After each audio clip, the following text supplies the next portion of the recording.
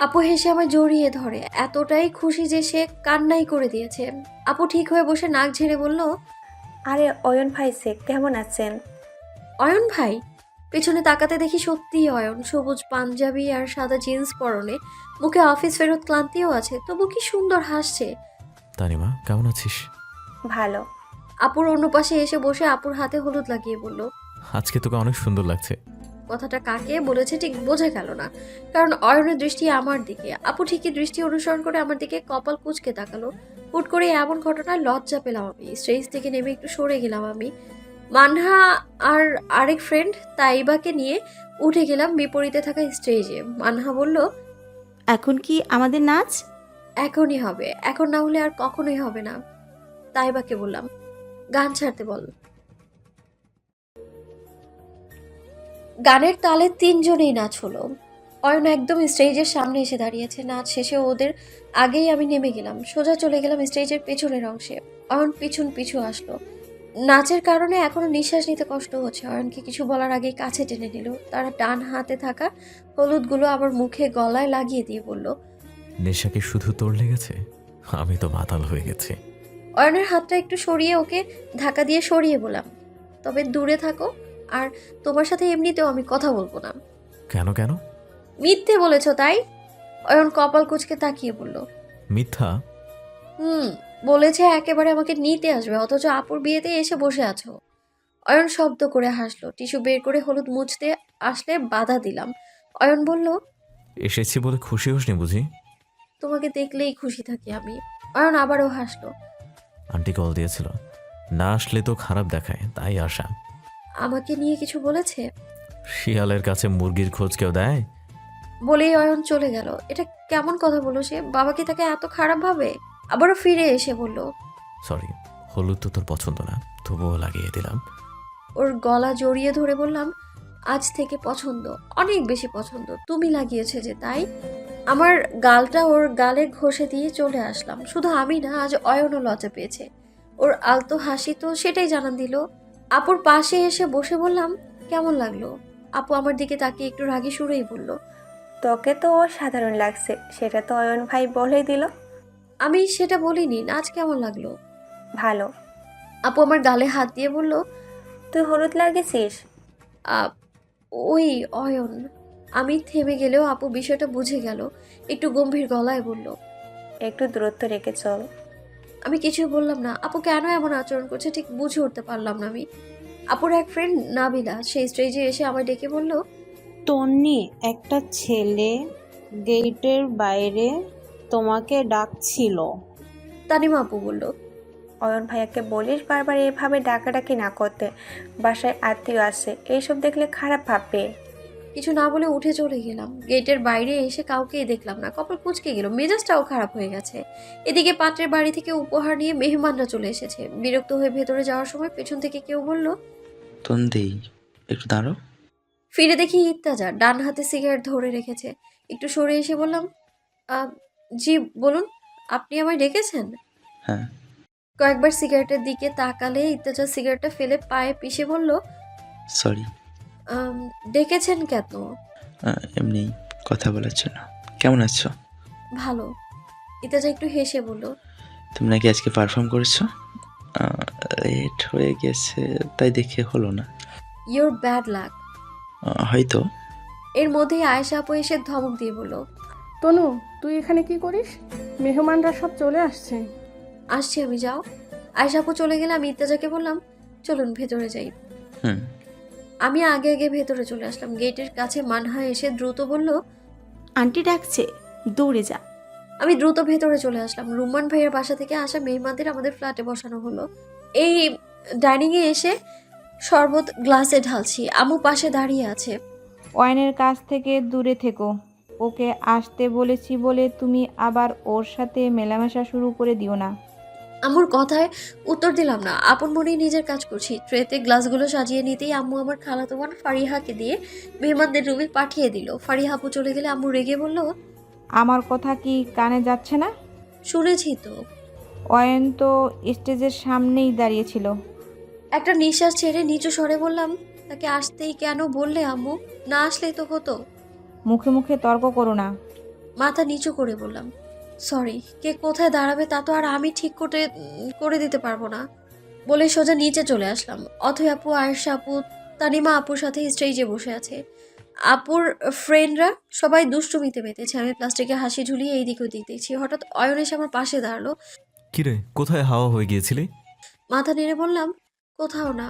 হঠাৎ করেই বলে উঠলাম, ইত্তেজা ভাইয়া সিগারেট খায়? অয়ন হেসে ইত্তেজার দিকে একবার তাকিয়ে বলল। অনেক আগে থেকে ওনার এই অভ্যাস আছে। অয়নের দিকে তাকিয়ে বললাম, তুমিও খাও? না, আমি ট্রাই করেছিলাম, ঠিক স্যুট করেনি। ট্রাইও করেছিলে? অয়ন হাসলো। কিছু বলার আগেই জাহানার আন্টি এসে হাজির হলো, সাথে অথৈ আপু। আমি মুচকি হেসে বললাম, আসসালামু আলাইকুম আন্টি, কেমন আছেন? ওয়ালাইকুম সালাম। আমি ভালো আছি, তোমার কি খবর? এই তো আন্টি, ভালোই। আন্টি হা হুতাশ করে বলল, আমি চেয়েছিলাম আমার ছেলেটার সাথে তনিমার বিয়ে দিয়ে মিতুর সাথে সম্পর্কটা আরও গভীর করব। তার আগেই তনিমার বিয়ের খবর পেলাম। যাক, আল্লাহ যার তাকদিরে যাকে রেখেছেন। অথৈ আপু অয়নের হাত ধরে দাঁড়িয়ে বলল, আম্মু আন্টির কিন্তু 2 মেয়ে, ছোট মেয়েও তো কোনো দিকে কম না। আমি চমকে তাকালাম আপুর দিকে। আপু হাসছে, অয়নের মুখের সামনে হাত দিয়ে মুচকি মুচকি হাসছে। আমি তাড়াহুড়ো করে বললাম, আন্টি আমি একটু আসছি। দ্রুত চলে এলাম। চেয়ার টেনে বসে আবারও সেই দিকে তাকিয়ে দেখি আন্টি আরেকজন মহিলার সাথে কথা বলছে, আর অয়ন আমার দিকে তাকিয়ে আছে। লজ্জায় আর ওর দিকে তাকাতে পারলাম না। মানহা এসে পাশে বসে বলল, কিরে, বিয়ে আপুর নাকি তোর? আমি তো পুরোই কনফিউজড। কেন? আপু তার ফ্রেন্ডদের সাথে নাচানাচি করছে, আর তুই এখানে বসে লজ্জা পাচ্ছিস? শাড়ির আঁচল দিয়ে ঘোমটা দিয়ে বললাম, আমার বিয়ের দিনটা শুধু আসতে দে, দেখ নাচানাচি কাকে বলে। একটু থেমে ইতাজার দিকে চোখ পড়তে মানহাকে বললাম, ওই যে সিঙ্গার ইতাজা। মানহা ওই দিকে তাকিয়ে বলল, চিনি তো আমি, আর আজকে কথা হয়েছে। কথা কখন হলো? মানহা গেটের কাছে। আমি মানহার কাছে গিয়ে বললাম, তার গান যে দিনরাত গাইছিস সে জানে? না। এর মধ্যে ইতাজার গানের সুর কানে এলো। বলতে যে মনে হয়, বলতে তবু দেয় না হৃদয়, কতটা তোমায় ভালোবাসি। চলতে গিয়ে মনে হয় দূরত্ব কিছুই নয়, তোমারই কাছে ফিরে আসি। তুমি তুমি তুমি শুধু তুমি, এমনের আনাচে কানাচে, সত্যি ভালো না কেউ কি প্রেমহীনা কখনো বাঁচে। বলতে চেয়ে মনে হয়, বলতে তবু দেয় না হৃদয়, কতটা তোমায় ভালোবাসি। চলতে গিয়ে মনে হয় দূরত্ব কিছুই নয়, তোমার কাছে ফিরে আসি। তুমি তুমি তুমি শুধু তুমি, মনের আনাচে কানাচে, সত্যি বলো না কেউ কি প্রেমহীনা কখনো বাঁচে। মেঘের খামে আছে তোমার নামে, উড়ো চিঠি পাঠিয়ে দিলাম, পড়ে নিও তুমি, মিলিয়ে নিও তুমি, যা খুব যতনে লিখেছিলাম। গানের পুরো সময়টাতে ইতাজার দৃষ্টি আমার দিকে ছিল, আর মানহার দৃষ্টি স্টেজের দিকে। মানহাকে আমি খুব ভালোভাবেই চিনি, ওর প্রত্যেকটা চাহনি আমার মুখস্থ। তবে আজকের চাহনিটা অন্য দিনের চেয়ে আলাদা। তবে কি মানহার মনে প্রেমের দোলা সত্যিই লেগেছে? 4 নভেম্বর 2022 শুক্রবার। আজকের দিনটা হাইলাইট কেন? আজ আমার আপুর বিয়ে। তানিমা আপু আজ বউ সাজবে, লাল বেনারসি গহনা, লাল দোপাট্টা দিয়ে একদম খাঁটি বাঙালি সাজ। সকালবেলায় পার্লার থেকে বেশ কয়েকজন আপু আসলো, ওনারাই পুরো সাজানোর দায়িত্ব নিয়ে নিল। আমার আর কোনো কাজই রইল না। রেডি হতে মানহাকে নিয়ে আম্মুর বেডরুমে চলে আসলাম। মানহা গোলাপি রঙের গাউন পরেছে আর আমি পরেছি লাল লেহেঙ্গা। মানহা আর চোখে আমায় দেখে বলল, বি কি তোর লাগছে? না তো। তাহলে লাল লেহেঙ্গা পরেছিস কেন? আমি মানহার কাছে এসে নিচু স্বরে বললাম, অয়নকে পাগল করার জন্য। মানহা হুট করে কাশতে কাশতে সরে গেল। পরে বিছানায় বসে বলল, অয়ন ভাই আজকে হার্ট অ্যাটাক করবে শিওর। ছি, এসব কি বলিস? আমার অয়ন ভালো থাকুক। দুজনে সেজে গুজে বাইরে আসলাম। লেহেঙ্গার ওড়না আমি মাথায় পড়েছি। পাশাপাশি আমাকে আর আপুকে দেখলে কেউ বুঝতেই পারবে না যে কে কনে আর কে কনের বোন। আজকের অনুষ্ঠানটাও বাসার গ্যারেজেই হবে। সাজানো গ্যারেজটাকে দেখে মনেই হচ্ছে না এখানে সারি সারি গাড়ি থাকে। আপুকে স্টেজে বসিয়ে আমি ছুটে গেলাম অয়নকে খুঁজতে। আপুর ফ্রেন্ডরা আর আমার কাজিনরা এত সুন্দর করে সেজেছে যে ওদেরকে যে কেউ প্রিন্সেস উপাধি দিয়ে দিবে। এক একজনকে এক এক রকম সুন্দর লাগছে। অয়নকে দেখলাম সিঁড়ি দিয়ে নেমে আসছে। আমাকে দেখে কি সে হার্ট অ্যাটাক করবে? ওকে দেখে তো আমার হৃদস্পন্দন বেড়ে গেছে। কালো শার্ট আর কালো ফর্মাল প্যান্ট পরেছে সে। চুলগুলো দাড়িগুলো সুন্দর শেপে কাটা। চোখে আবার চিকন ফ্রেমের চশমা পরেছে। আমি এক দৃষ্টিতে তাকিয়ে রইলাম তার দিকে, যেন আমার পুরো পৃথিবী এক জায়গায় এসে থমকে গেছে।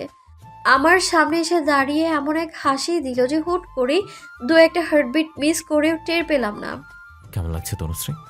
সে সামনে আসতেই একটা মিষ্টি পারফিউমের ঘ্রাণ নাকে এলো। আমি কিছু না বলে চলে গেলাম। এখানে আর কিছুক্ষণ থাকলে আমার নিশ্চিত মৃত্যু। বাসা থেকে বেরিয়ে একদম মেইন রাস্তার কাছে চলে আসলাম।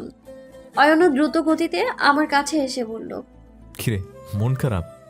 তার দিকে ফিরে চুপচাপ তাকিয়ে আছি। অয়ন আমার দৃষ্টি অনুসরণ করে চেষ্টা করলো। অয়ন হুম। হঠাৎ ডাকে চমকে উঠে বললাম। আমি একটু সরে গিয়ে মাথা নিচু করে ফেললাম। ওর দিকে তাকালে তাকাতেই ইচ্ছে করছে, না তাকালেও তার চেহারাটা চোখে ভাসছে। কতটা অস্বস্তিতে আছি আমি কেবল আমিই জানি। অয়ন হয়তো আমার অস্বস্তিটুকু বুঝেছে। সে বসে বলল, বিয়ে হয় 8 ঘন্টায়, 1 ঘন্টায়, আর অনুষ্ঠান হয় 2-3 দিন ধরে। আমি হেসে উঠলাম। অয়নের বিরক্তি প্রকাশে বললাম, ভালো হয়নি কি? এই যে বিয়েতে এত সুন্দরী আছে। So what? আমার সুন্দরী তো পুরো সুন্দরবন হয়ে গেছে। চোখ মুখ কুচকে বললাম, সুন্দরবন হয়ে গেছে মানে কি বোঝাতে চাইলে? মানে যা বুঝিস তাই। রাগে গিরগির করে চলে গেলাম আপুর কাছে। আমার রাগী ভাব দেখে আপু বলল, কি হয়েছে রে? প্রশংসা করার অনেক ওয়ে আছে, বাট হোয়াট অ্যাবাউট সুন্দরবন? কপাল কুচকে বলল, বুঝলাম না। আমাকে সুন্দরবন বলেছে। ওয়েট, এটা কি প্রশংসা আদৌ? আপু হেসে দিল। সাথে থাকা আপুর বান্ধবীর দল সবগুলো একসাথে হো হো করে হেসে উঠল। রাগ দেখিয়ে বললাম, সব শিয়ালের এক একটা ডাক, হুক্কা হুয়া। ফিরতে নিয়েই মানহার সাথে ধাক্কা লাগলো। এতক্ষণও আমার পেছনে দাঁড়িয়ে কথা শুনছিল। মানহা হেসে বলল, ওহো, সুন্দরবন। এই আসলো আরেকজন, সারাদিন আমার থেকে দূরে দূরে। মানহা চুল ঠিক করতে করতে বলল, কে কার থেকে দূরে থাকে দেখা হয়েছে আমার। বাই দ্য ওয়ে, আমাদের পারফরমেন্স কি অনুষ্ঠানের শেষে হবে? না তো। সাউন্ড বক্সে গান থামিয়ে আমাদের নাচের অ্যানাউন্সমেন্ট করা হলো। অয়ন ভেতরে এসে আপুর এক পাশে গিয়ে বসলো। আমি ভাব নিয়ে স্টেজে উঠে গেলাম। আমি আর মানহা দুজনে একসাথে নাচবো। মিউজিক বেজে উঠলো। আমি স্টেজ থেকে নেমে আপুর অন্য পাশে গিয়ে বসলাম। মানহা এসে বলল, অয়ন ভাই, কি? আমার এই সুইট কিউট তনুমনুটাকে নাকি কেউ সুন্দরবন বলেছে, এটা কি ঠিক? অয়ন মুখ টিপে হেসে বলল, না, একদম ঠিক না, খুব অন্যায়। সেটা তো আমিও বলছি। অয়ন আমার দিকে তাকিয়ে বলল, আঙ্কেলকে বলি একবারে 2 মেয়ের বিয়ে দিতে, খরচও কমবে আর কষ্টও কম হবে। বলো গিয়ে। আপু চোখ রাঙিয়ে তাকিয়ে আছে। আপুকে একটা পাত্তা দিলাম না খুব একটা। আমি উঠে দাঁড়িয়ে রাগ দেখিয়ে বললাম, আমি ছাদে যাচ্ছি, কেউ গেলে আসতে পারে। আমি গিয়ে লিফটে উঠলাম। দরজা বন্ধ হওয়ার আগেই অয়ন এসে পা দিল। সে ভেতরে ঢুকতেই আমি সরে দাঁড়ালাম। জাস্ট কবুল বলার দূরত্ব তনুশ্রী। চোখ মুখ কুচকে দাঁত খিচিয়ে বললাম, দাঁড়িয়ে দাঁড়িয়ে তবে কবুল বলো। অয়ন আমার সামনে এসে দাঁড়ালো। অপলক দৃষ্টিতে তাকিয়ে রইল আমার দিকে। আমি ছটফট করছি না, কথাও বলছি না। অনুভূতি শূন্য হয়ে আমি শুধু চাচ্ছি সময় থেমে যাক। অয়ন এভাবেই আমার কাছাকাছি থাকুক। টপ ফ্লোরে এসে লিফট খুললো। অয়ন বেরিয়ে গেল। বড় বড় দুটো নিঃশ্বাস নিয়ে আমিও বেরিয়ে গেলাম। ছাদে গিয়ে বললাম, রাতে কোথায় ছিলে? আমি বাসায় চলে গিয়েছিলাম। আব্বু আর আমি আমার বাসায় ছিলাম। আর আন্টি? এখানেই। কেন, তুই টের পাসনি? আসলে ক্লান্ত ছিলাম, তাই ঘুমিয়ে পড়েছিলাম। আমি ছাদের একটা গাছ থেকে একটু একটু করে পাতা ছিঁড়ছি। অয়ন পেছন থেকে আমার মাথার ওড়নাটা ফেলে দিয়ে বলল, পাগল করার অনেক উপায় ছিল, কিন্তু এটাই কেন বেছে নিলি? আমি হাসছি। এই হাসি সে দেখবে না। পেছন থেকে জড়িয়ে ধরে কাঁধে মাথা রেখে বলল, চুপ করে থাকলে হবে? বলতে হবে তো, কেন আমার দিনটা এলোমেলো করে দিলি? ওর দিকে ফিরে বললাম, যাতে চলে গেলেও ফিরে আসো। এভাবে পিছু টান থাকে। অয়ন হাসলো, ওর শার্টের কলার ধরে কাছে এনে বললাম, আই লাভ ইউ টু। শেষে কলার ধরে আই লাভ ইউ। ধাক্কা দিয়ে সরিয়ে বললাম, আমি ইউনিক কিছু পছন্দ করি। অন্যদিকে চলে গেলাম, পেছন থেকে ডাকলো। তনুশ্রী। ফিরে দাঁড়িয়ে বললাম, কি? অয়ন এগিয়ে আসলো, হাঁটু গেড়ে বসে পকেট থেকে একটা রিং বের করে বলল, আমার প্রেমিকা থেকে স্ত্রীতে প্রমোশন নিবা। এই ছেলে নির্ঘাত আমার মন পড়তে পারে। ঠিক যা যা আমার স্বপ্ন সব সে বাস্তব করে দিচ্ছে। মাথা নেড়ে বললাম, খুশি খুশি, তোমার মিসেস হতে রাজি আমি। আংটিটা আমার বাম হাতের অনামিকা আঙুলে পরিয়ে দিল। উঠে দুপায়ে এগিয়ে দূরে গিয়ে দাঁড়িয়ে 2 হাত মেলে দিয়ে বলল, কাম হিয়ার। হ্যাঁ, আমার সেই কল্পনা আজ সত্যি হলো। সিনেমাটিক অ্যাকশনে আজ অয়ন আমায় প্রপোজ করেছে। অয়নকে জড়িয়ে ধরে বললাম, মন পড়েছো বুঝি? চুপ থাক, কিছু শোনার চেষ্টা কর। নীরব হয়ে গেলাম, চোখ বন্ধ করে শোনার চেষ্টা করছি।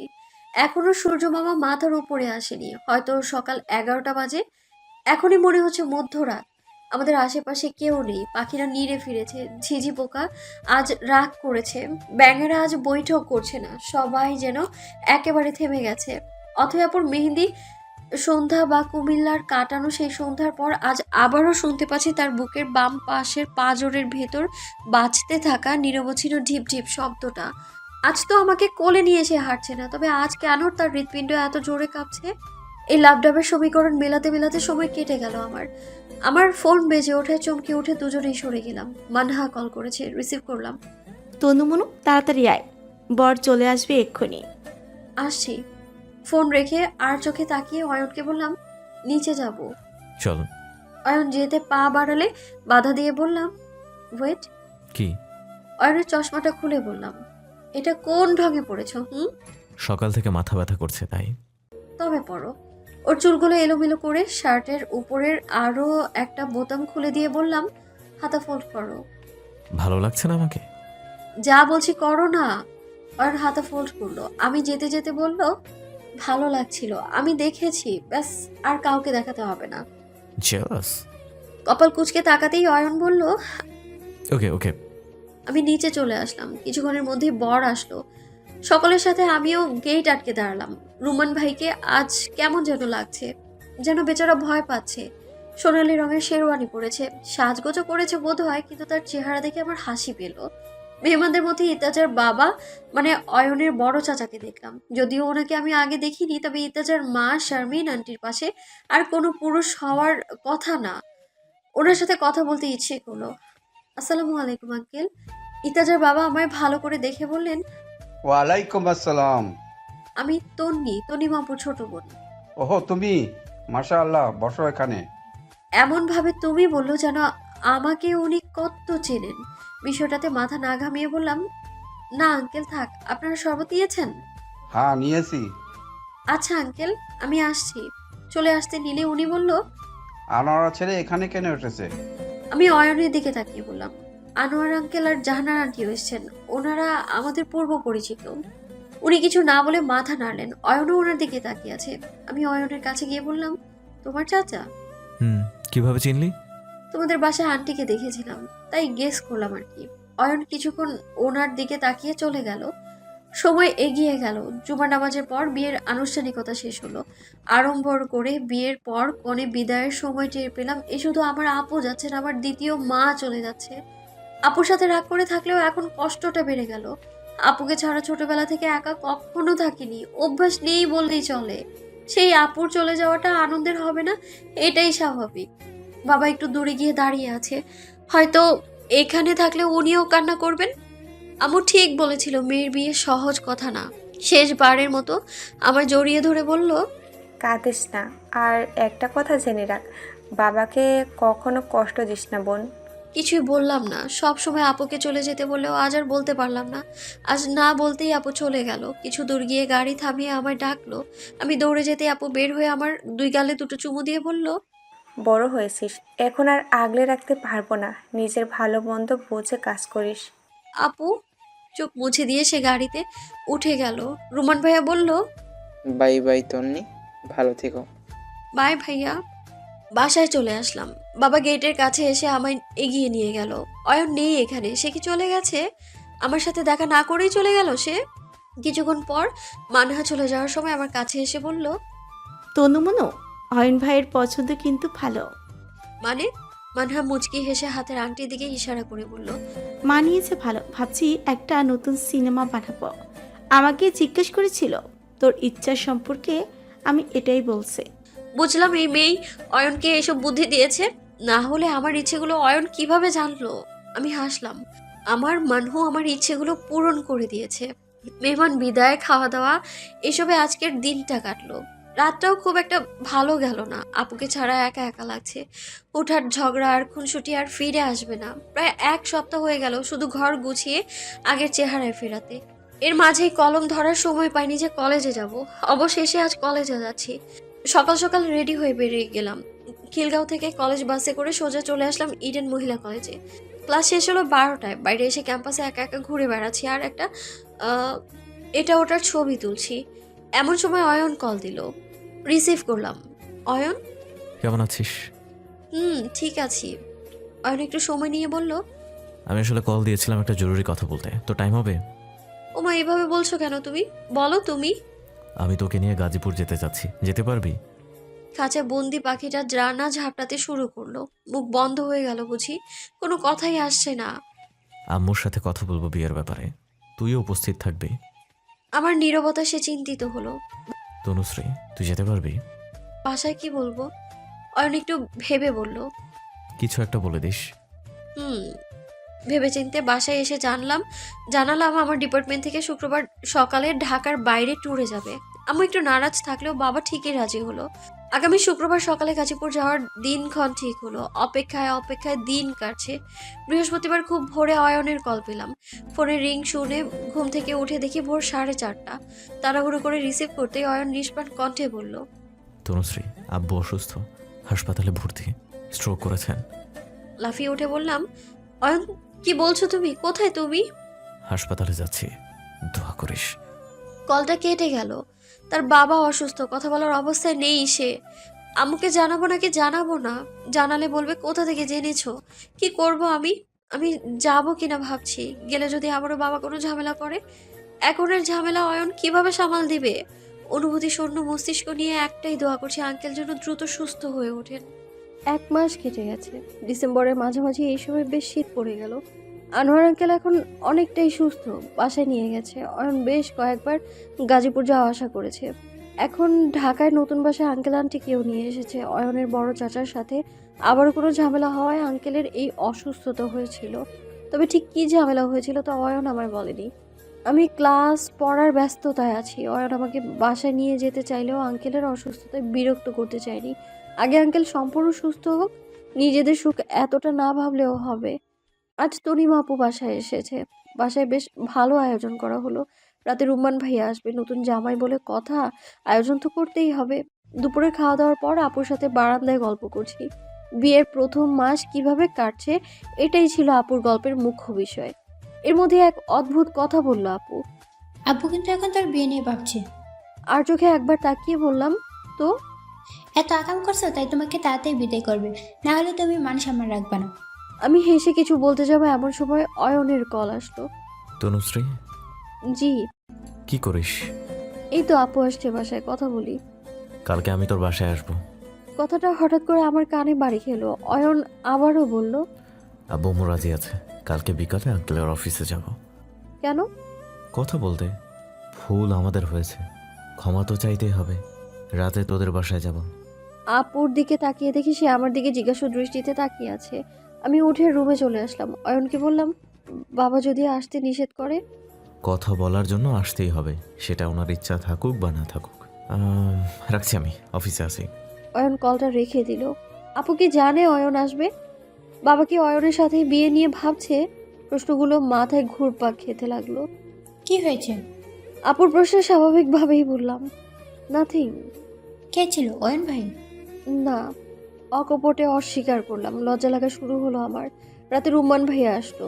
রাতের খাবারের পর সকলে বসে কথাবার্তা বলেও আমি সেখানে উপস্থিত থাকতে পারলাম না। তবে ওনাদের কথার মাঝে আমার কোনো একটা বিষয় মোটা দাগে ছিল। কারণটা যে আমার বিয়ে সেটাও বুঝলাম। সারা রাত ছটফট করেই কাটালাম। সকালে কলেজে যাওয়ার পথে মানহার সাথে দেখা হলো। সেও আমার মতো বাসের অপেক্ষায় আছে। তনু মনু? মানহার ডাকে দ্রুত ওর কাছে গিয়ে হাত ধরে বললাম, আজকে সন্ধ্যায় আমার বাসায় আসিস প্লিজ। সন্ধ্যের টিউশন আছে, কিভাবে যাব? আমি এত কিছু জানি না, তুই আসিস। এর মধ্যেই আমাদের বাস চলে এলো। বাসে উঠেও জানালা দিয়ে মুখ বাড়িয়ে বললাম, মনে করে আসিস, না হলে আমাকে আর দেখবি কিনা আমি জানি না। কলেজে ক্লাসে মনোযোগ বসলো না, ল্যাব হলো, কি যে করালো কিছুই দেখা হলো না। মন মস্তিষ্কে আজকে সন্ধ্যা ছাড়া আর কিছুই নেই। 3:30টায় বাসায় ফিরলাম। রাস্তায় আজ খুব জ্যাম ছিল। বাসায় এসে রুমান ভাইয়ার দেখা পেলাম না। অফিস থাকায় সকালেই চলে গেছে। গোসল শেষে খাওয়া দাওয়া করে বিছানা নিলাম। ফোন হাতে নিয়ে দেখি মানহা প্রায় 27 বার কল দিয়েছে, হোয়াটসঅ্যাপে 50 ঊর্ধ্ব মেসেজ। আমার কথায় বেচারির অবস্থা যায়। ও যে আসবে সে ব্যাপারে আমি 100% নিশ্চিত। অয়নের মেসেজ আসলো একটা। আমি আঙ্কেলের অফিসে আছি, সন্ধ্যায় আসছি তোর কাছে। ব্যাস, আমার হৃদস্পন্দন বেড়ে গেল, মস্তিষ্ক হলো চঞ্চল। এই এক অদ্ভুত অনুভূতি, ভালো মন্দ মিলিয়ে আমি যে আর আমার মাঝেই নেই। 6টার দিকে মানহা এসে হাজির। আপুর সাথে কুশল বিনিময় করেই আমার রুমে এসে বলল। কী সব বলছিলি সকালে? আমি ওর মুখ চেপে ধরে বললাম, শান্ত হ, জাস্ট তোকে বাসায় আনার জন্য বলেছি। মানে কি? কেন? অয়ন আসছে ওর বাবা মাকে নিয়ে। সত্যি? আর বাবা মেনে নিয়েছে বলেই মনে হলো। মানহা কিছু বলার আগেই কলিং বেল বাজলো। আমি দৌড়ে গিয়ে দরজা খুলে দিলাম। বাবা এসেছে। এত তাড়াতাড়ি অফিস থেকে ফিরেছে মানে কোনো ঘটনা আছে। বাবা সোফায় বসে মোজা খুলছে। আমি এক গ্লাস শরবত এনে সামনে টেবিলে রাখলাম। বাবা আর চোখে একবার তাকালো, আর কোনো কথা না বলে সোজা চলে গেল রুমে। শরবতটুকু পড়েই রইল। মানহা এসে কানের কাছে বলল, কি ব্যাপার? বাবার রুমের দরজার দিকে তাকিয়ে বললাম, বুঝতে পারছি না। আপু আমার রুমের কাছে থেকে বলল, কি হয়েছে? আমি কিছু বললাম না। কি যে হচ্ছে তা আমি নিজেও জানি না। 7:30 বেজে গেল। অয়নের কোনো খোঁজ খবর নেই, না কল রিসিভ করছে আর না কোনো মেসেজ দেখছে। তবেও আমি অয়নের আশায় অপেক্ষায় আছি। আমি সুতির একটা 3 পিস পরেছি, মুখে হালকা মেকআপও লাগিয়েছি। আপু আর মানহা শুধু আমায় দেখেই যাচ্ছে, যেন তাদেরকে দর্শক হিসেবে আমন্ত্রণ করেছি আমি। বাবা নাস্তা সেরে ড্রয়িং রুমে বসে টিভি দেখছে। আমি পর্দা সরিয়ে কিছুক্ষণ পর পর বাবাকে দেখছি। কি বলেছে অয়ন? আদৌ কি বাবা ক্ষমা করেছে আমাদের? আবারও কলিং বেল বেজে উঠলো। আমি চমকে উঠে সোজা বিছানায় এসে বসে পড়লাম। আপু আমার অবস্থা দেখে বলল, সমস্যা কি সেটা তো বলবি। অদ্ভুত মানুষ। অয়ন এসেছে আঙ্কেল আন্টিকে নিয়ে। কি? ওয়েন ভাই? আপু কপাল কুঁচকে কেমন করে যেন তাকালো। আমি উঠতে নিলে আপু বলল, কেন এসেছে ওয়েন ভাই? ন্যাকামো করো না। আম্মু দরজা খুলে দিয়েছে। জানার আন্টির কণ্ঠ শুনতে পেলাম। ওনাটা সুন্দর করে দিয়ে বেরিয়ে আসলাম। আঙ্কেল আন্টির সাথে অয়নও আছে। আপু আমার পিছু পিছু বাইরে আসলো। মানহা পর্দার ওপাশ থেকে চেয়ে রইল অপলক। অয়ন আর চোখে আমার দিকে তাকিয়ে মাথা নিচু করে ফেললো। কেমন যেন এক এলোমেলো দশা তার। সে হাসলো না, ভুলেও আর আমার দিকে তাকালো না। মনের ভেতরে একটা ভয় টকবগিয়ে উঠলো, তবুও হাসি মুখে বললাম, আসসালামু আলাইকুম আঙ্কেল, আপনার শরীর কেমন এখন? আমার প্রশ্নে হাসি মুখেই জবাব দিলেন। এখন ভালো আছি মা। বাবা ওনাদের বসতে বললেন। আম্মু আপু নাস্তার ব্যবস্থা করতে গেল। নাস্তা আসলো। আম্মু এসে আন্টির পাশে বসলো। আন্টি আমার হাত ধরে তার অন্য পাশে বসালো। বাবা আমাকে বললেন, তনবু মা, বড়রা কথা বলবো, তুমি ভেতরে যাও। আন্টিও বললেন, যাও। জি। আমি ফিরে আসার সময় একবার অয়নের দিকে তাকালাম। সে তাকিয়েছিল আমার দিকেই, কিন্তু চোখে চোখ পড়তেই নজর সরিয়ে নিল। মুখে একটা শুকনো হাসি বিদ্যমান। ভেতরে আসতেই অয়নের কণ্ঠ শুনলাম। আমি একটু আসছি, একটা কল এসেছে, সরি ফর দ্যাট। অনুমতি পেয়ে অয়ন বেরিয়ে গেল। আমার মনে হলো সে পালিয়ে গেল। মানহাকে বললাম, চল বাইরে যাব। সবার মাঝখান দিয়ে? হ্যাঁ, অয়নের সাথে কথা বলতে। মানহা ড্রয়িং রুমে গিয়ে আম্মুর অনুমতি নিল, তারপরেই আমাকে নিয়ে বেরিয়ে আসলো। আম্মুর অগ্নি দৃষ্টি আমার চোখ এড়ায়নি। গ্যারেজের একপাশে অয়নকে দাঁড়িয়ে থাকতে দেখলাম। আমি মানহাকে সিঁড়ির কাছে থাকতে বলে অয়নের দিকে এগিয়ে গেলাম। কোথাও আসার আগে সবার বোঝা উচিত সে কোথায় যাচ্ছে, কেন যাচ্ছে। পাত্রী দেখতে আসছো, সুন্দর হয়ে আসবে না। ফর্মাল ড্রেস আপ থাকবে, গোছানো চুল থাকবে, তা না এলোমেলো হয়ে চলে আসছো। শার্টের স্লিভ কোনোই অবধি গোটানো, এলোমেলো চুল আর মুখে অফিস ফেরত ক্লান্তি। ঘামে ভেজা কপালের উপর অগোছালো চুলগুলো অবহেলায় পড়ে আছে। তার উপর আবার জোরপূর্বক মুখে আনা চওড়া হাসি। এসবের মানেটা কি? অয়ন আমার কথায় ফিরলো। এক দৃষ্টিতে তাকিয়ে রইল আমার দিকে। চোখের পানিগুলো স্পষ্ট। অয়ন কাঁদছে। অজানা ভয়েরা আমায় ঘিরে ধরলো। আমি কৌতূহলী হয়ে বললাম, অয়ন কি হয়েছে? আমাদের বিয়ে হচ্ছে না তনুশ্রী। ইত্তাজার সাথে তোর বিয়ে ঠিক হয়েছে। কপাল কুঁচকে বললাম, ইত্তেজা ভাইয়া? জি আঙ্কেল বলেছে আমাকে। আমাকে না জানিয়ে বিয়ে ঠিক করে ফেলো, এটা অসম্ভব। জিভ দিয়ে ঠোঁট ভিজিয়ে বলল। আমাদের ভুলের জন্যই নাকি ডিসিশনটা তোকে না জানিয়ে নিয়েছে। কথাটা বলেই অন্যদিকে তাকিয়ে রইল অয়ন। আমি এক প্রকার তব্দা খেয়ে আছি। হঠাৎ এত বড় ধাক্কাটা ঠিক সামলাতে পারছি না। ঘোর কেটে গেল। বুঝে গেলাম অয়ন আর আমার নেই, বা আমি আর অয়নের নেই।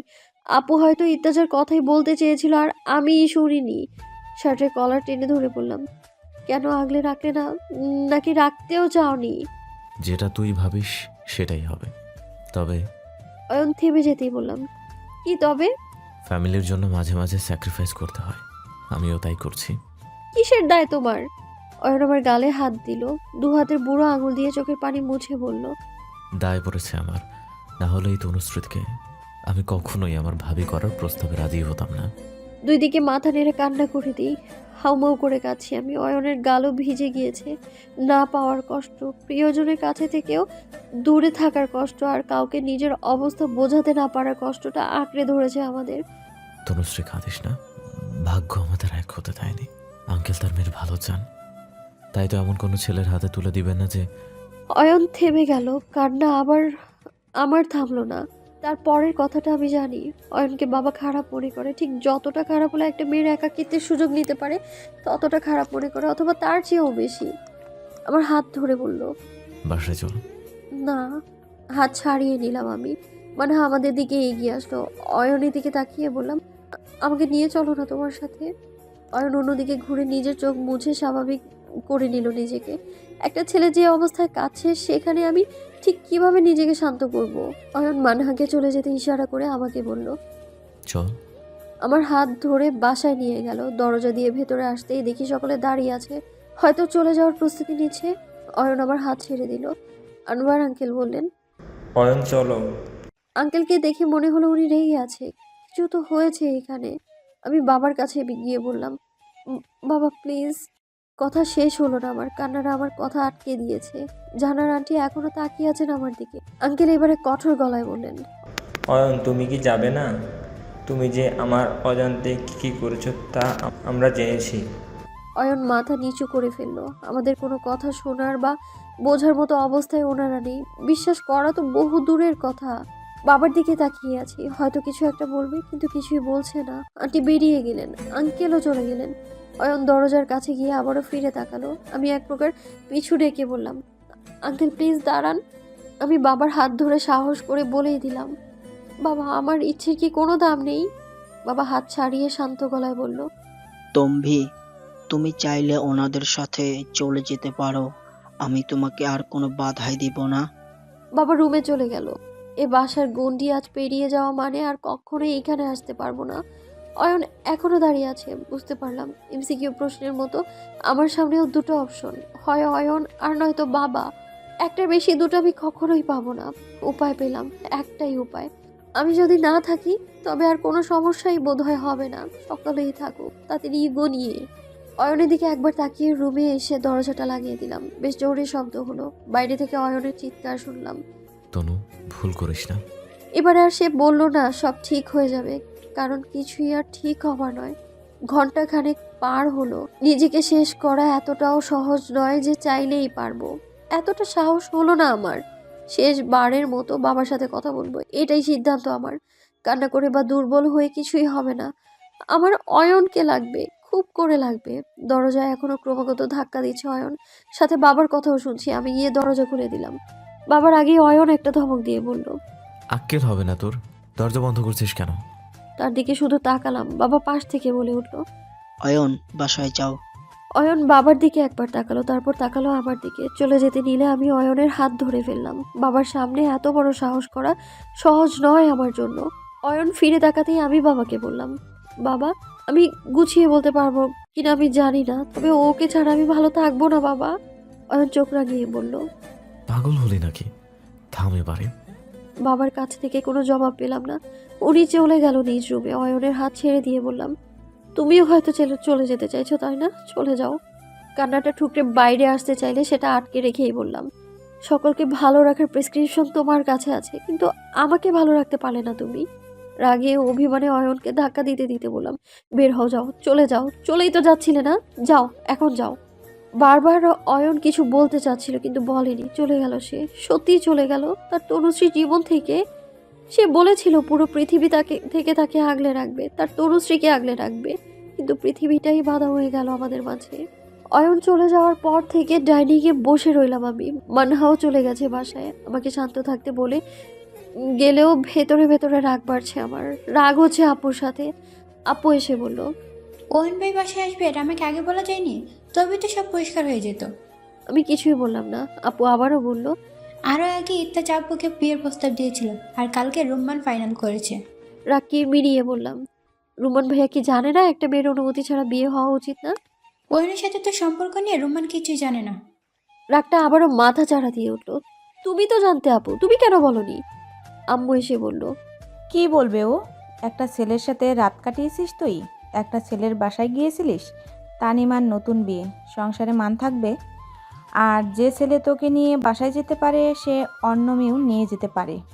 আম্মু যাওয়ার সময় আবারও ফিরে এসে বলল, যেহেতু এত কিছুর সময় আমাদের অনুমতির দরকার হয়নি, তাই এবারে তোমার অনুমতি আমরা নেইনি। আমাদের ভালো চাও তো বিয়েটা করে নাও। বাবা রুমের দরজার কাছে এসে আম্মুকে বলল, বাদ দাও এসব। ও বড় হয়েছে, নিজের বুঝতে শিখেছে। ও যদি চলে যেতে চায় তো যেতে পারে। এভাবে পায়ে বেরি পড়িয়ে কতদিন আটকাবে? আম্মু চলে গেল। আম্মু এমনভাবে বিয়ে করতে বলে গেল যেন এটা 1-2 দিনের বিষয়।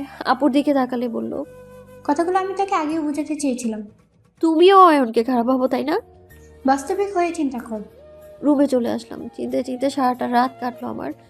আমার কারণে বাবা কষ্ট পাচ্ছে। কতটা কষ্ট থেকে আমাকে এই কথাগুলো বলেছে। অয়নকে তো কষ্ট দিয়েছি আমি, ধাক্কা দিয়ে বের করে দিয়েছি। এসব না হলে কি খুব ক্ষতি হতো? রাতে কখন ঘুমিয়েছি জানি না আমি। সকালে আপু এসে আমাকে ঘুম থেকে উঠিয়ে বলল, আজকে ইত্তাজের বাসা থেকে এসে আংটি পরিয়ে যাবে। আজকে এত তাড়া কেন তাদের? আম্মু এসে রুমে ঢুকলো। রোমান চায় তাই তারা। আমি চেঁচিয়ে উঠে বললাম, রুম্মান রুম্মান আর রুম্মান, বাসায় কি একজনের কথাই মূল্য আছে? আম্মু স্বাভাবিকভাবে বলল, হ্যাঁ আছে, রুম গুছিয়ে রাখিস। এখন নাস্তা বানাও তো, যাও। আপু মাথা নেড়ে সম্মতি জানিয়ে বেরিয়ে গেল। আপু চলে যেতে আম্মু এসে আমাকে বসিয়ে শান্ত গলায় বলল, রুমান তানিমার হাজব্যান্ড। এ বাসায় ওর অপমান হলে ও বাসায় তানিমার উপর কোন ঝড় বয়ে যাবে আল্লাহ জানে। তানিমাকে দেখতে আসার কয়েকদিন পরই ইত্তেজা তোমার আব্বুর সাথে কথা বলেছে। শুধু ইত্তেজা না, রুমানও বলেছে। না বলার উপায় সব সময় থাকে না, বোঝার চেষ্টা করো। তোমার জন্য তানিমা কষ্ট পাবে সারা জীবন। অবাক চোখে তাকিয়ে আছি আমি। আপুর কষ্ট চোখে পড়ছে, অথচ আমার কথা দিব্যি ভুলে গেল। এই আমি নাকি তাদের আদরের মেয়ে? আজ ইত্তেজার বাবা মা আসবে, তৈরি থেকো। আর ইত্তেজার সামনে অয়ন বা তার ফ্যামিলি নিয়ে কোনো কথাই বলবে না। অয়ন সবটা জানে আর মেনেও নিয়েছে। অয়ন যে কোনো পরিস্থিতিতে মেনে নিয়েছে তা আমি জানি। ইত্তেজার বাবা আর আঙ্কেলের সম্পর্ক নিয়ে বাসার কেউ না জানলেও আমি তো জানি। তুমি মেনে নাও সবটা। আম্মু বেরিয়ে গেল। আমি এখন স্থির দৃষ্টিতে চেয়ে আছি। ছোটবেলা থেকেই আদরে আগলে বড় করা এই মানুষগুলো আজ আপুর ভালোর জন্য আমাকে স্যাক্রিফাইস করতে বলছে। কিছুক্ষণ পর আপু রুমে এসে বলল, খেতে আই। আমি উঠে দাঁড়িয়ে বললাম, সকলকে ভালো রাখার দায়িত্ব পড়েছে আমার উপর। খাবার কি হজম হবে আর? তবুও খেতে যেতে হলো। কারোর সাথে কোনো কথাই বলিনি সারাদিন। অয়নকেও কল দিইনি। আমি বারবার বেহায়ার মতো কাছে আসবো। বলা অয়নও আর কল দেয়নি আমায়। আজকেও সন্ধ্যায় অফিস থেকে বাবা তাড়াতাড়ি বাসায় ফিরে এলো। আজকে আবারও শরবত এনে বাবার হাতে দিয়ে সামনে বসে পড়লাম। বাবা তাকাতেই বললাম, ইত্তেজাকে বিয়ে করে নিলে খুশি হবে খুব। বাবা বাবা কিছু বললেন না। আমি আবারও বললাম, আপনাদের কারো কথার কোনো দ্বিমত করব না আমি। আপনারা আমার ভালোই চাইবেন। বাবা চেয়ে রইলেন আমার দিকে। আমি আর কথা না বাড়িয়ে রুমে চলে আসলাম। দরজা লাগিয়ে গিয়ে বিছানায় রাখা শাড়িটার দিকে তাকিয়ে আছি। আমি জানি বাবা কখনোই সিনেমার মতো বলবে না বিয়ে করে নাও, তাহলে আমার মরা মুখ দেখবে। তবে আমার ভুল সিদ্ধান্ত সত্যিই বাবার মৃত্যুর কারণ হবে। সি ব্লু রঙের শাড়িটা আজ পরতে হবে, কিন্তু আজ আর অয়ন আমায় লজ্জা দেবে না, অপলক তাকিয়ে থাকবে না আমার দিকে। রাত 8টায় ইত্তেজা ও তার পরিবার আসলো বাসায়, সাথে রুম্মান ভাইয়াও এসেছে। শাড়ি পরেছি, সেজেছি আমি। ইত্তেজার মা শারমিন আন্টি আম্মুর সাথে এটা ওটা নিয়ে কথা বলছেন। আমাকে বিশেষিত করে দেখার মতো কিছুই নেই। কথা হলো আংটি পরানো হলো, বিয়ের তারিখ ঠিক করার কথায় আমি জানালাম আমি সেকেন্ড ইউনিভার্সিটিতে ভর্তি পরীক্ষা দিব। ভর্তি পরীক্ষার আগে বিয়ে হোক এটা আমি চাই না। বাবা মত দিলেন আমার কথায়, ইত্তেজাও রাজি হলো। ইত্তেজার বাবা একটু নাখোশ হলো বলেই মনে হলো। মেহমানরা চলে যেতেই মানহাকে কল দিলাম। 2 বার 3 বার 4 বারে সে রিসিভ করলো। মানহা, আজকে বাসায় আসলি না যে? ও কিছুই বলছে না। আমি শান্তভাবে বললাম, মানহু। হু হু করে কেঁদে উঠলো মানহা। আমি চমকে গেলাম। এখন তো আমার কান্না করার কথা, অথচ মানহা কাছে। ব্যস্ত হয়ে উঠলাম আমি। মানহু, কি হয়েছে বল না। মানহা নাক ঝেড়ে বলল, জীবন থমকে গেছে আমার। হে মানহা সারা জীবনে কাউকে ভালোবাসিনি, ভালোবাসে কি তাই তো বুঝিনি আমি। অথচ আজ যখন সে চলে গেল তখন বুঝলাম ভালোবাসতাম আমি ওকে। কে সে? মানহা উত্তর দিল না। কল কেটে গেল। কয়েকবার কল দিলেও রিসিভ করলো না। আমার জীবনের ঝড়ের কথাটাও বলা হলো না। সময় পেরিয়ে গেল। 1 দিন 2 দিন করে পুরো 1 মাস। নতুন বছর চলে আসলো, কিন্তু আমার জীবনে নতুন গল্প আর আসলো না। মানহাও যোগাযোগ কমিয়ে দিয়েছে, কিন্তু ও আমাকে একেবারে ছাড়েনি। প্রতিদিন নিয়ম করে কল দেয়। ওর মনের সেই ব্যক্তিকে আজও লুকিয়ে রেখেছে, তাই আমিও আর জোর করিনি। আর রইল অয়ন। সেদিনের পর না দেখা আর না কথা। তাকে ধাক্কা দিয়ে বের করে দিয়েছিলাম। সে কি আদৌ আর কোনো কথা বলবে আমার সাথে? কল দিয়েছিল কিনা জানি না, কারণ আমার ফোন বদলানোর নাম করে সিমও পাল্টে দিয়েছে আপু। আমি তো নিজের প্রতি ঘৃণার লজ্জা থেকে কলই দেইনি। সকালে নাস্তা না করেই বাসা থেকে বেরিয়ে গেলাম। কলেজের ক্লাসও আজ তাড়াতাড়ি শেষ হয়ে গেল। শাহবাগের দিকে এসেছি। শুধুই নিজেকে ব্যস্ত রাখার বৃথা চেষ্টা করছি আমি। হঠাৎ রাস্তার অপর পাশে অয়নকে দেখলাম। সে আমায় দেখেনি। কাঁধে ব্যাগ, ইউনিভার্সিটিতে এসেছিল বোধহয়। আমি দাঁড়িয়ে পড়লাম। এত গাড়ি আর এত মানুষের মাঝে আমাকে আলাদা করে নোটিস করবে বলে তো মনে হয় না। রাস্তা পার হয়ে অয়নের কাছে যাব আমি, কথা বলবো ওর সাথে। কতদিন পর দেখছি ওকে আমি। পাগলের মতো দৌড়ে রাস্তার প্রায় মাঝে চলে গেছি।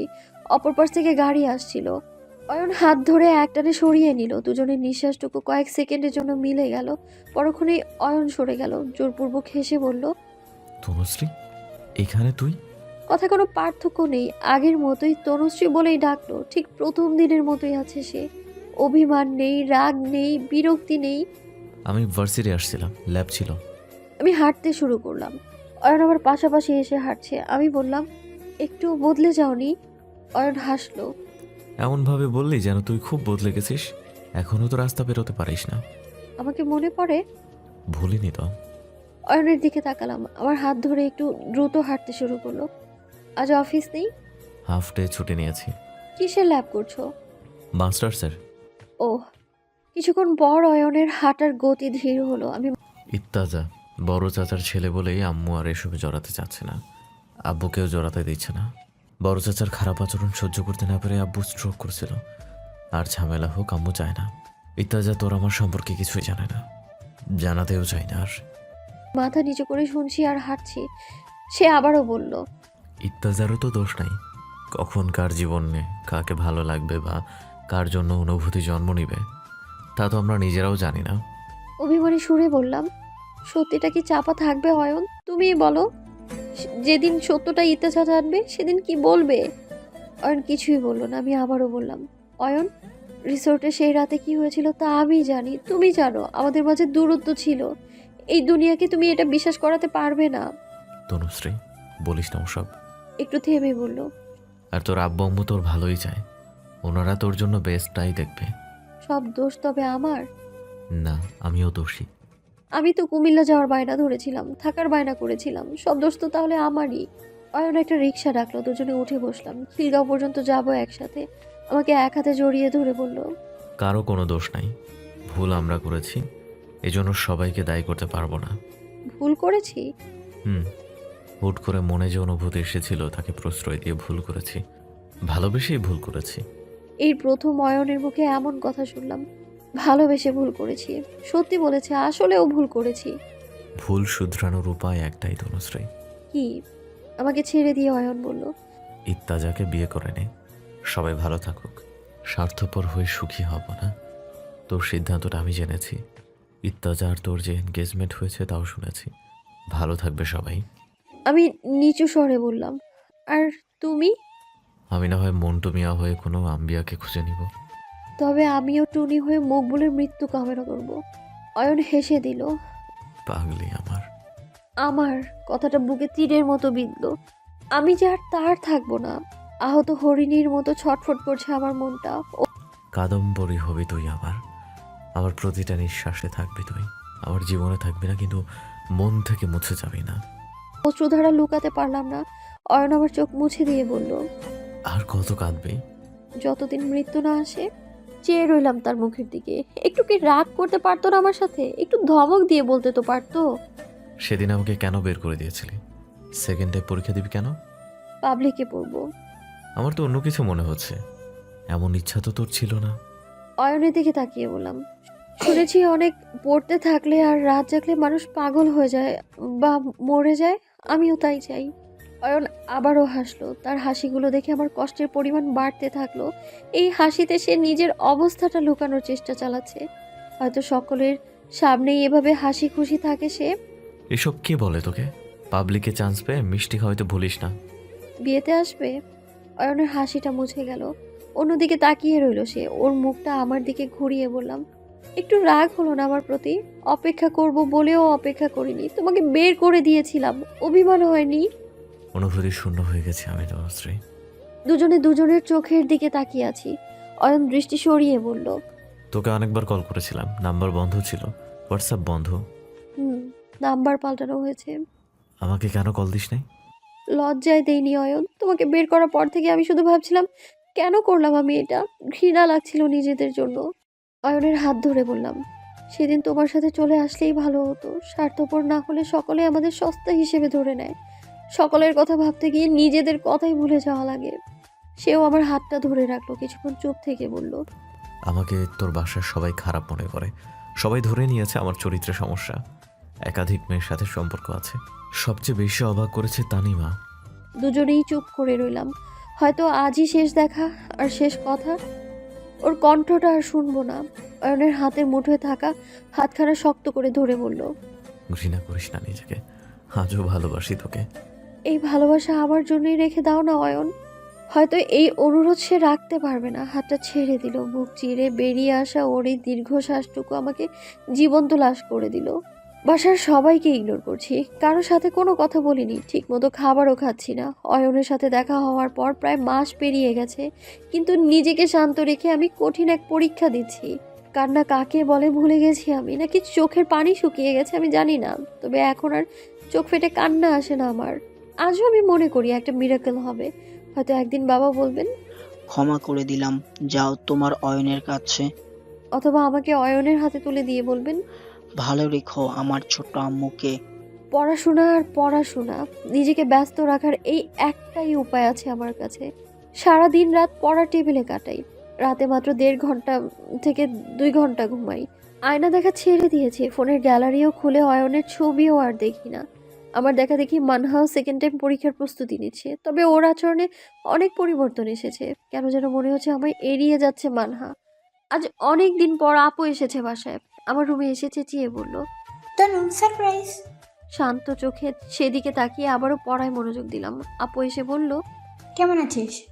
তোমরা ভালো আছো? তাই আমিও ভালো আছি। অভিমানের সুর ঠিক কতটা বুঝলো জানি না। আপু বলল, খুশি হসনি তুই? আমি পড়ছি, বিরক্ত করো না। আপু আমার মুখটা নিজের দিকে ঘুরিয়ে বলল, কি করেছিস চেহারার? চোখের নিচে দাগ কেন? মলিন হেসে বললাম, সুখে থাকার ফলাফল এগুলো আপু। তুমি এখন অন্য রুমে যাও। আপু বেরিয়ে গেল। আমি আবারও পড়াশোনায় মন দিলাম। কিছুক্ষণ পর আপু এসে বলল, একটা কথা বলতে চাইছিলাম। আমি জবাব না দিয়ে আবারও বলল, বলবো কি? বলো। বইয়ের দিকে তাকিয়ে উত্তর দিলাম, কালকে ভ্যালেন্টাইন্স ডে। ইত্যাদি চাইছিল তোর সাথে দেখা করতে। রাগ হলো প্রচুর সবটা শুনে। আপু কিভাবে এই কথাটা বলতে পারে? আমি কারোর সাথে দেখা করব না। দেখতে পাচ্ছ না আমি স্টাডি নিয়ে বিজি আছি। অল্প কিছু সময়েরই তো ব্যাপার। পারবো না। আপু এগিয়ে এসে বলল, ওয়েন ভাই হলে না করতেই। কথাটা খুব জোরে কানে বাজতে থাকলো। চোখ বন্ধ করে ফেললাম। অয়নের হাসি মুখটা চোখের সামনে ভাসছে। আপুকে কোনো উত্তর দিলাম না। বিয়ের পর আপু পাল্টে গেছে। আমাকে আর বোঝে না সে। এখন আর আমার কষ্টে কাঁদে না। স্বার্থপর সবাই।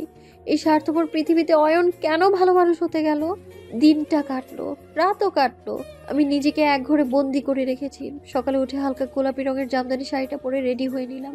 মানহার বাসায় যাচ্ছি বলে বেরিয়ে গেলাম। এখন আর আমাকে কেউ সন্দেহ করে না। মন যে বড্ড অশান্ত, একে যে শান্ত করতেই হবে। মনের ঔষধ আমার একটাই, অয়ন। অয়নের অফিসের ঠিকানা আগেই নিয়ে রেখেছিলাম, সোজা চলে গেলাম সেখানে। সাথে নিলাম এক গুচ্ছ লাল গোলাপ। রিসেপশনে গিয়ে বললাম, আয়মান রহমান, অপারেটর আয়মান, ওনার সাথে দেখা করতে চাই। উনি কি অফিসে আছেন? রিসেপশনের সুন্দরী নারী জানালো, সরি, উনি কয়েকদিন থেকে অফিসে আসেন না। ছুটিতে আছেন। জি। বিষয়টা চিন্তার, কোনো কারণ ছাড়া সপ্তাহের মাঝে অফিস থেকে ছুটি নেওয়ার মতো মানুষ তো অয়ন নয়। নাম্বারে কল দিলাম, দুবারের মাথায় রিসিভ হলো। হ্যালো।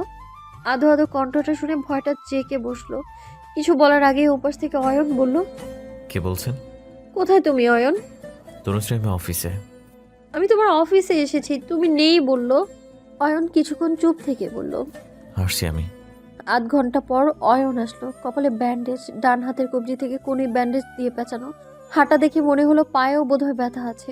আমি এগিয়ে যেতেই হাতের ইশারায় শান্ত হতে বলে আমাকে নিয়ে বাইরে চলে আসলো। বাম হাতে এক প্রকার জড়িয়ে রাখলো আমায়। অফিসে বললে অথচ বাইরে থেকে আসলে এত লুকোচুরি কেন অয়ন? আমার চোখের উৎকণ্ঠা সে বোঝে, হাসি মুখে বলল, হঠাৎ শাড়ি? ভ্যালেন্টাইন্স পালন করবি নাকি? কি হয়েছে তোমার? অ্যাক্সিডেন্ট হলো কি করে? দুজনে পাশাপাশি হাঁটছি। অয়ন শান্ত সুরে বলল, বাইক অ্যাক্সিডেন্ট করেছি, বড়সড় কিছু হয়নি, আমি ঠিক আছি। হঠাৎ দাঁড়িয়ে গিয়ে বললাম, ওসব বাইক টেক চালানো লাগবে না, আমি হাত পা ভাঙা ছেলেকে বিয়ে করব না। অয়ন ফিরে তাকালো, আমিও চুপ করে গেলাম। কি বললাম এটা? আমি জানি এই কথায় অয়ন কষ্ট পাবে। অয়ন হেসে দিল, আমি তাকিয়ে রইলাম। তাচ্ছিল্য লাগছে না, তবে কেন হাসছে সে? তোর ফ্যামিলি আমাকে খারাপ ভাবে তনুশ্রী। ইচ্ছা করছে এখন তোকে কিডন্যাপ করে নিয়ে যাই, বিয়ে ভেঙে যাক, তারপর ফেরত দিয়ে যাব। কিন্তু হাত ভাঙা এসব পারবো না। কিছুই বললাম না, চুপচাপ হাঁটতে লাগলাম। অয়ন আমার হাতের ফুলগুলো নিয়ে বলল, আমার জন্য এনেছিস? সুন্দর হয়েছে। উত্তর দিলাম না। আমার কথায় কষ্ট পেলেও নিজের কষ্টকে লুকাচ্ছে অয়ন। আমার বাসা বেশি দূরে না, নতুন বাসায় উঠেছি এই মাসে। আম্মু বাসায় আছে, চল দেখা করবি। যাদেরকে অপমান করেছি তাদের সাথে দেখা করব? আহা, সমস্যা নেই, চল তো, অথইও আছে। অনিচ্ছা সত্ত্বেও অয়নের সাথে গেলাম। 9 তলায় ওদের বাসা। লিফটে উঠতেই মনে হলো আন্টি আর অয়নের মধ্যে যদি এ নিয়ে কোনো সমস্যা হয়, কি করব আমি? তবে ক্ষমা করব কিভাবে নিজেকে? বাসার কলিং বেল বাজতেই আমি অয়নের পেছনে লুকিয়ে গেলাম। ভয় লাগছে, একমাত্র এই মানুষটা ছাড়া সবাইকে ভয় লাগছে আমার। অথই আপু এসে দরজা খুলে কর্কশ গলায় বলল, এই শরীরে বেরিয়ে গেল ভাইয়া? হঠাৎ থেমে গিয়ে নরম সুরে বলল, কে সাথে? অয়ন আমার হাত ধরে সামনে এনে বলল, আমার বউ। বলেই সোজা ভেতরে চলে গেল। আমি অবাক হয়ে আছি। অবলীলায় বলে দিল আমি তার বউ। অথই আপুর মুখে মলিন হাসি দেখলাম। বলল, আসো। আপুকে এখন খুব সুন্দর লাগছে। মাতৃকালীন সময় সব মেয়েদেরই সুন্দর লাগে। ছোট্ট একটা প্রাণ যে বেড়ে উঠছে তার ভেতরে। আমাকে ড্রয়িং রুমে বসিয়ে দিয়ে আপু ভেতরে চলে গেল। আমি উঠে ঘুরে ঘুরে বাসাটা দেখছি। একটা ঘরের সামনে আসতে কিছু ফিস ফিস শুনলাম। আমও বাইরে গেছে, এসে যদি ওকে দেখে তবে কিন্তু তুলকালাম হবে ভাইয়া। শুনতে পাচ্ছ তুমি? বাবা এসব জানলে কষ্ট পাবে, বড় চাচার সাথে আবার ঝামেলা হবে। অয়নের শক্ত কণ্ঠ শুনতে পেলাম। পুরো দুনিয়া এলোমেলো হয়ে যাক, ইত্তাজাকে খুন করে হলেও তনুশ্রী আমার হবে। এ কি শুনলাম আমি? অয়নের মতো শান্ত মেজাজের কেউ এটা বলল? যা খুশি করো ভাইয়া। আমি আবারও গিয়ে আগের জায়গায় বসে পড়লাম। কেন আসলাম আমি এখানে? অথই আপু শরবত এনে দিয়ে বলল, কেমন আছো? ভালো, তুমি কেমন আছো? ভালো আছি তনবু। এমন সময় ফোনটা বেজে ওঠায় আপুর কথা শেষ না করেই চলে গেল। আমি অয়নের রুমের দরজায় গিয়ে নক করলাম। আয় অথই। দরজা খুলে বললাম, অয়ন বাইরে আসো, কথা আছে। অয়ন কম্পিউটারের সামনে বসে আছে, না তাকিয়ে বলল, তনুশ্রী কি বলবি বল। বাইরে আসো। অয়ন উঠে এসে আমাকে ভেতরে ঢুকিয়ে দরজাটা লাগিয়ে দিল। দরজার সাথে হেলান দিয়ে দাঁড়িয়ে বলল, বল কি বলবি। তার চোখের দিকে তাকিয়ে রইলাম। সেই দিনেও তাকে ভয় লাগেনি, আর আজও লাগছে না। আমাকে কাছে টেনে নিয়ে বলল, বল। কি বলছিলে তুমি? কোথায়? আপুর সাথে। অয়ন চুপ করে থেকে বলল, রাগের মাথায় বলেছি। ওর কপালের ব্যান্ডেজে আঙুল ছুঁয়ে দিয়ে বললাম, পুরো দুনিয়াকে এলোমেলো করে দাও না অয়ন। অয়ন একটু নিচু হলো, কাছাকাছি চলে আসলাম দুজনে। নিঃশ্বাস ভারী থেকে ভারী হতে থাকলো। যদি ইত্তাজা বড় চাচার ছেলে না হতো তবে সত্যি দুনিয়া এলোমেলো হতো।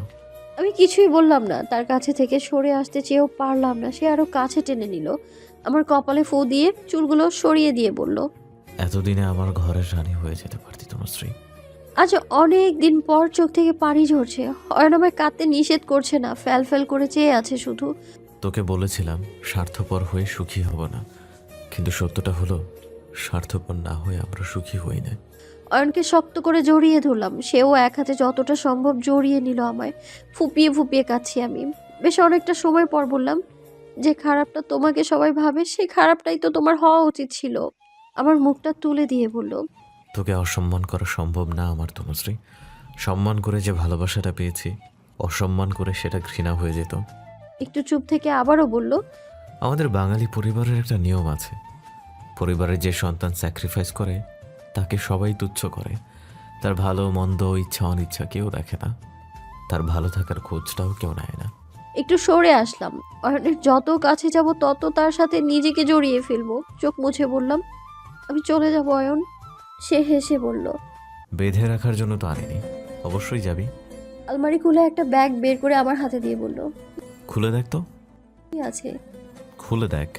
ব্যাগ খুলে দেখি ভেতরে বেনারসি শাড়ি আর বেশ কয়েকটা সুতি আর জামদানিও আছে। প্রথম মাসের স্যালারি দিয়ে বেনারসিটা কিনেছিলাম। ভাবনা ছিল এই শাড়ি পরিয়েই তোকে আমার ঘরে আনবো। ব্যাগটা ছুঁড়ে ফেলে দিলাম। ধপ ধপ করে শব্দ হলো। কাঁদতে কাঁদতে অয়নের বুকে ধাক্কা দিয়ে বললাম, কেন বলছো এসব? কি চাও তুমি? সে হাসলো। চাওয়াটা এখন না পাওয়া। বড় চাচা ইতাজা পরিবার বলে বলে জ্ঞানের বাণী শোনাতে পারো, এখন আবার এইসব দেখাচ্ছ? কি করছো তুমি? কি করছি নিজেও জানি না। বাকি শাড়িগুলো আমি জানুয়ারিতে কিনেছিলাম, কেন তাও জানি না, কার জন্য তাও জানি না। উত্তর আমার কাছেও নেই। কিছুই আর বললাম না, সোজা ওর ঘর থেকে বেরিয়ে গেলাম। শুধু ঘর না, ফ্ল্যাট থেকে বেরিয়ে গেলাম। আমি জানি আবারও কাঁদবো, সেই কান্না আবারও ফিরে আসবে আমার কাছে, একান্তে, নীরবে, শুধুই আমার কাছে। তনুশ্রী। লিফটে অয়নে এসে আমার সাথে উঠলো। চোখের পানি মুছে অন্যদিকে তাকিয়ে আছি। অয়ন চুপ করে আছে। তোমার কি মনে হয় তুমি তোমার খারাপ থাকাটা আমার থেকে লুকাতে পারবে অয়ন? না, লুকাতে চাচ্ছি না তোর থেকে। লিফট খুললো, দুজনেই বেরিয়ে গেলাম। আমি একটু আগে আগে হাঁটছি, হঠাৎ পেছনে তাকিয়ে একটু চমকেই উঠলাম। অয়নের হাঁটা মোটেও স্বাভাবিক লাগছে না। অয়নকে ধরে বললাম, পায়ে ব্যথা করছে? একটু। এসো। তার হাত ধরে খুব ধীরে ধীরে হাঁটছি আমি। আন্টি যদি জানে আমি এসেছিলাম তবে রাগ করবে। অয়ন কিছুই বলল না। আমি জানি আন্টি রাগ করবেন। অয়নকে যেমন আমার ফ্যামিলি খারাপ ভাবে, তেমনি তার ফ্যামিলিও আমায় খারাপ ভাবছে। এটাই তো স্বাভাবিক। আমার নীরবতায় অয়ন বলল, অথইয়ের কথায় এত ভাবিস না। তুমি ইতাজার সাথে কথা কেন বলছো না? ইতাজা যদি বিয়েটা ভেঙে দেয় তবেই তো হয়। অয়ন কিছুক্ষণ চুপ থেকে বলল, আমি জানি না ইত্যাজা বিষয়টাকে কিভাবে নিবে, তবে বড় চাচার সাথে বাবার সম্পর্কে আবারও ঘি ঢালা হবে। আগুন তো আগেই জ্বলছে। অয়ন দাঁড়িয়ে পড়ল।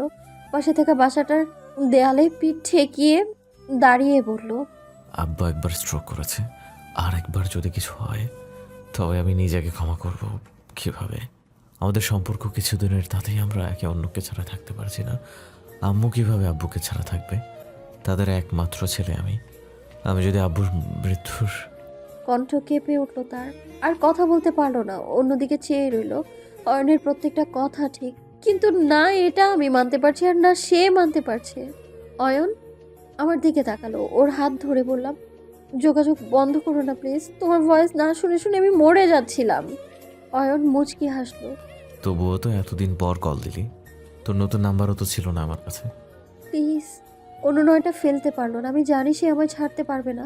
যে মানুষটা এতটা অসুস্থতার মধ্যেও আমার কল পেয়ে ছুটে গেছে, সে আমাকে নিজের করে নিয়েই যাবে, বিশ্বাস আছে ওর উপর। দ্রুত গতিতে 2023 সালটা চলে যাচ্ছে। চোখের পলকে সেপ্টেম্বর মাস চলে আসলো। এর মধ্যে বেশ কয়েকটা জায়গায় ভর্তি পরীক্ষা দিয়েছি। জাহাঙ্গীরনগর বিশ্ববিদ্যালয়ে ভর্তি হওয়ার টিকিটটাও পেয়ে গেলাম। আমি একা না, মানহাও একই জায়গায় চান্স পেল, শুধু আমাদের ডিপার্টমেন্ট ভিন্ন। ইউনিভার্সিটিতে ভর্তি হতে যাব। সাথে কালকেই আমার 20তম জন্মদিন। বাসার সকলেই খুশি। ভালো বিশ্ববিদ্যালয়ে ভর্তি হব, এটা তো খুশির মুখ্য কারণ নয়। মুখ্য কারণটা হলো আগামী শুক্রবার অর্থাৎ 22 সেপ্টেম্বর ইতাজার সাথে বিয়ের তারিখ নির্ধারিত হয়ে গেছে। গতকালই তারিখ নিশ্চিত করেছে। অয়নের সাথে যোগাযোগ আছে। ওকে ছেড়ে দেওয়া সহজ নয় আমার জন্য। না, ও আমাকে ছেড়ে দিতে পারবে। কল দিলে ঘন্টার পর ঘন্টা আমরা চুপ থাকি। এখন আর আমাকে লজ্জা দেয় না অয়ন, তবে প্রায়ই আমার হাসির কারণ হয় সে। অথয়াপুর ছেলেবাবু হয়েছে, অয়ন ছবি পাঠিয়েছিল আমায়, দেখেছি আমি, কিন্তু আন্টি বা অথয়াপু কারোর সাথে কোনো কথা হয়নি আমার। আজও হয়তো আন্টি ভাবে আমার কারণেই অয়নের চরিত্রে এমন দাগ পড়েছে। তাদের ভাবনাটা ভুল নয়, আমিই তো দোষী। রুমে বসে বই পড়ছি, অয়নের দেয়া সেই বই, 1000 বছর ধরে। মন্টু মিয়া আর টুনির জন্য সব কষ্ট পায় সবাই, কিন্তু আমার জন্য কারো কষ্ট হয় না।